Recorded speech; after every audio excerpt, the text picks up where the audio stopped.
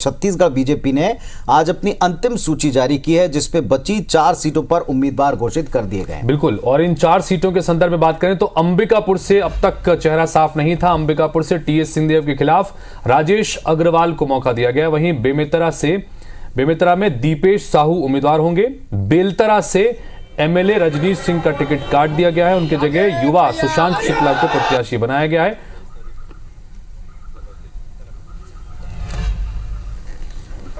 धनीराम धीवर जो हैं, उन्हें भी आज पार्टी ने टिकट देकर चुनाव मैदान में उतारा है। अब आपको एक एक करके समझाते हैं इन सीटों के ऐलान के बाद में क्या स्थिति बन रही। देखें आप, आज जो 4 सीटें डिक्लेयर की भारतीय जनता पार्टी ने, उनके नाम भी हम आपको बता दें। राजेश अग्रवाल को अंबिकापुर सीट पर प्रत्याशी बनाया है। इसी के साथ में बेमेतरा पर दीपेश साहू को उतारा है।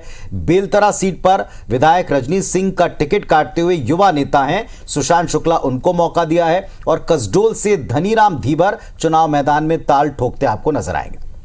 तो कुल मिलाकर अपनी इस आखिरी सूची में भारतीय जनता पार्टी की तरफ से एक सिटिंग एमएलए का टिकट काट दिया गया है। वहीं कसडोल से गौरीशंकर अग्रवाल, जो कि पूर्व में विधानसभा अध्यक्ष भी रह चुके हैं, पिछली बार चुनाव हार गए थे, वो भी दावेदारी कर रहे थे, लेकिन उनको भी इस बार दरकिनार कर दिया गया है। दीपेश साहू को यहां से मैदान उतारा गया। इन सबके बीच आमने सामने की तस्वीर भी अब साफ हो गई है। एक बार वो भी हम दर्शकों को बताएं कि आमने सामने की तस्वीर किस तरह से अब इन 4 सीटों पर बनेगी। तो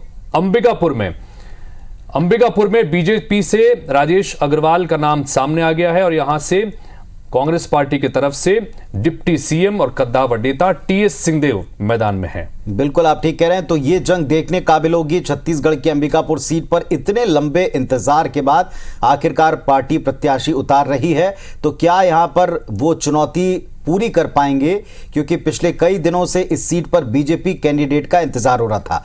अगली सीट आपको बताते हैं। अगली सीट है छत्तीसगढ़ की बेमेतरा, और यहां अब की बार जो पिछला घटनाक्रम है, इसने बड़ा मौका दिया है। बीजेपी ने दीपेश साहू को उतारा है और उनके सामने आशीष छाबड़ा, जो सिटिंग एमएलए अभी कांग्रेस पार्टी ने जिन पर भरोसा किया, वे चुनाव मैदान में हैं। युवा तो हैं, लेकिन साथ में इसमें साहू फैक्टर को जोड़ने का प्रयास और इसके जरिए चुनाव जीतने का प्रयास करती हुई पार्टियां दिख रही हैं। इधर बेलतरा सीट की बात करें, बेलतरा सीट पर भारतीय जनता पार्टी का ही इस वक्त कब्जा था, लेकिन रजनीश सिंह का टिकट यहां पर काट दिया गया। उनकी जगह पे युवा सुशांत शुक्ला को मैदान में उतारा गया और उनका मुकाबला यहां से कांग्रेस के विजय केसरवानी से होगा। ये एकमात्र सीट है जहां पर इस बार सिंधी समाज से एक प्रतिनिधि को पार्टी ने उतारा है। तो ऐसे में यहां की जंग भी अब बड़ी दिलचस्प हो चली है। इसके अलावा आपको बता दें, भारतीय जनता पार्टी ने कसडोल से बीजेपी के धनीराम धीवर को उतारा है और उनके सामने चुनौती होंगी कांग्रेस पार्टी के संदीप साहू। तो इनके बीच में सीधी सीधी जंग है। ये 4 सीटों पर इतने अंत में प्रत्याशी उतारने के बावजूद क्या लीड ले पाएगी पार्टी, ये भी देखना होगा। वैसे जिन प्रत्याशियों को टिकट मिला है, जिन प्रत्याशियों को चुनाव मैदान में उतारा है, वो अभी से नहीं बल्कि पिछले 2 चुनाव से लगातार अपनी दावेदारी करते रहे। अब उम्मीदवारी घोषित हो गई है, तो जमीन पर तैयारी टटोलने की बारी।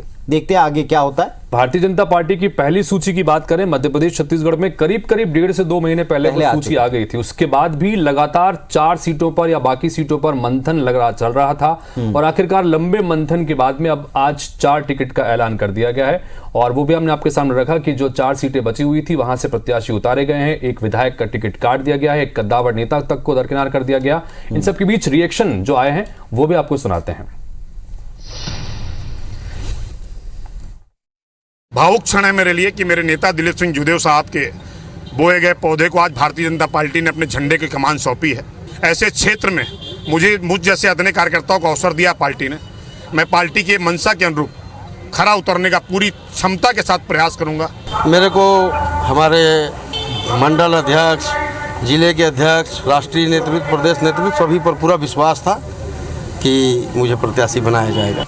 वैसे प्रतीक्षा तो नहीं थी, क्योंकि मालूम था कि राजेश को ही टिकट मिलेगा। वो कई प्रकार से उपस्थिति भी अपने क्षेत्र में दर्ज कर रहे थे, तो कोई नया नाम नहीं आया। ये लगभग तय था कि राजेश अग्रवाल ही होंगे और अभी उन्होंने औपचारिक घोषणा कर दी।